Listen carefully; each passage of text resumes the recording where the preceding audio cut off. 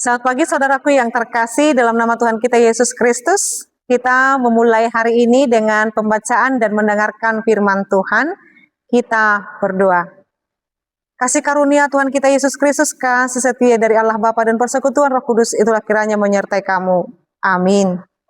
Renungan harian untuk kita pada hari ini yaitu yang tertulis dalam Injil Markus pasal 8 ayat 34.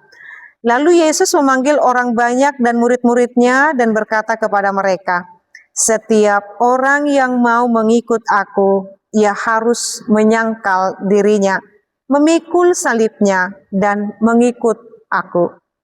Laos di jouma natoropi rapdohot siseana di dogma tunasida, nasa nagiot mangibut tonau di suadahon madirina, di tuhuk masilang natu ibanai, di huton maau."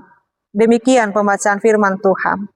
Saudaraku yang terkasih dalam nama Tuhan kita Yesus Kristus, saya akan memulai renungan ini dengan satu pertanyaan retorik yang kita jawab dalam hati kita masing-masing. Apakah kita sebagai orang Kristen, ayat ini masih relevan kita lakukan, kita hidupi di dalam hidup kita sebagai pengikut Yesus Kristus? Kita mengatakan kita pengikut Yesus Kristus. Apakah ayat ini sampai detik ini relevan kita lakukan dalam hidup kita? Ketika ayat ini diperdengarkan kepada kita, mungkin akan memberikan kita merefresh kembali bagaimana seorang pengikut Yesus Kristus itu.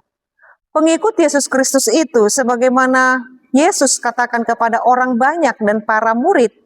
Dan firman ini tidak lagi hanya kepada orang banyak dan para murid dalam konteks daripada teks ini, tetapi kitalah sekarang para murid itu.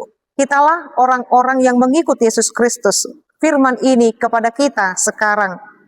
Maka firman ini dikatakan setiap orang yang mengikut Yesus Kristus, yaitu ia harus menyangkal dirinya, memikul salibnya, dan mengikut aku. Ada apa dengan kata menyangkal diri?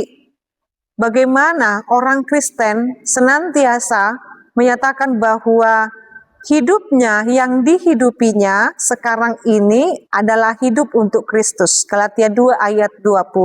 Dan jikalau aku pun menghidupi hidup di dalam daging, aku hidup di dalam Kristus. Penyangkalan diri.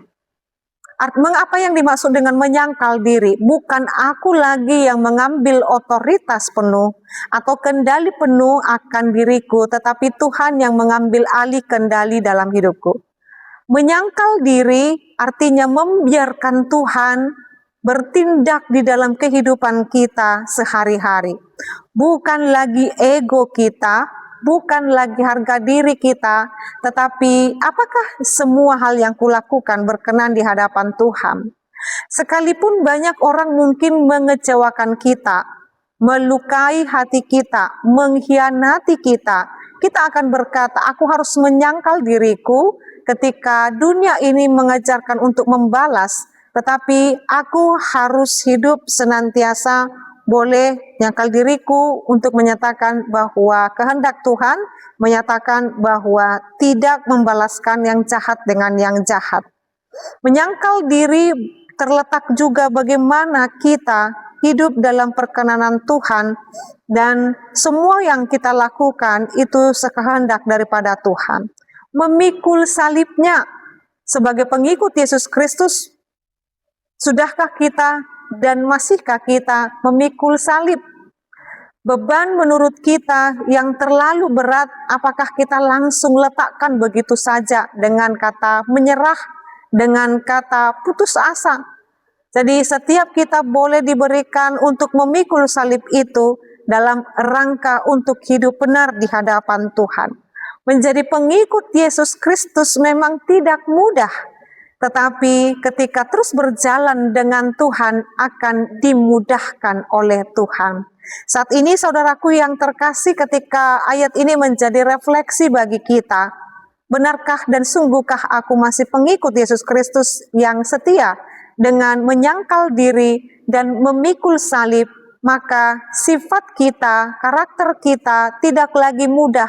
Yang pertama, menyalahkan orang lain atas keberadaan kita. Tidak mudah lagi dalam hidup dalam keputusasaan. Tidak mudah mengalami stres dan depresi ketika masalah bertubi-tubi datang. Tetapi ketika dunia ini menolak engkau, katakanlah bahwa Yesus juga telah ditolak oleh dunia ini. Namun pekerjaan yang dilakukan oleh Yesus Kristus memberkati setiap umat yang percaya kepadanya. Maka ketika ada orang yang menolakmu, ada orang yang menyisakanmu, bahwa katakanlah bahwa setiap kehidupan kita hendaknya berkenanan sebagaimana kita adalah pengikut Yesus Kristus yang sejati. Penuh dengan kasih, penuh dengan pengampunan, penuh dengan damai dan sejahtera, membuang segala akar kepahitan di dalam diri kita. Mari sangkal diri kita, biar Tuhan yang mengambil alih diri kita, mengambil otoritas dan kendali penuh atas diri kita, dan memikul salib, artinya kita tetap setia dalam segala hal keadaan kita yang berkenanan dalam Tuhan. Amin, kita berdoa. Ya Allah Bapa kami sungguh bersyukur dengan firman Tuhan yang mengingatkan kami, supaya kami kembali kepada jati diri kami sebagai pengikut Yesus Kristus. Ketika kami menghadapi masalah dalam hidup ini, kami tidak akan mudah menggerutu, mengeluh, dan juga menyalahkan diri kami ataupun sesama kami. Mampukan kami menjadi pribadi yang Tuhan kehendaki. Dalam nama Yesus Kristus kami berdoa dan mengucap syukur. Anugerah daripada Tuhan kita Yesus Kristus, kasih setia dari Bapa dan persekutuan Roh Kudus, itulah kiranya menyertai dan memberkatimu sekarang sampai selama-lamanya. Amin. Selamat pagi saudaraku yang terkasih, Tuhan Yesus memberkati. Shalom.